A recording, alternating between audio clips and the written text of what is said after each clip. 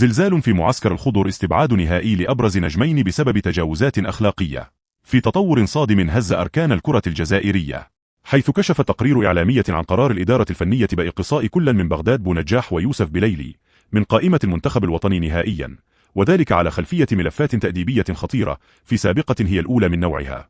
وحسب المصادر المقربة فإن التفاصيل تكشف عن واقعتين منفصلتين. بغداد بونجاح يواجه اتهامات بسلوكيات غير لائقة وتصرفات مزعجة داخل غرفة الملابس أثرت سلبا على أجواء المجموعة وانسجامها. ويوسف بليلي تجاوز كل الحدود، حيث أقدم على تمني الموت للمدرب الوطني عبر خاصية ستوري في وسائل التواصل الاجتماعي، في خطوة اعتبرتها الجهات الفنية خروجا تما عن النص.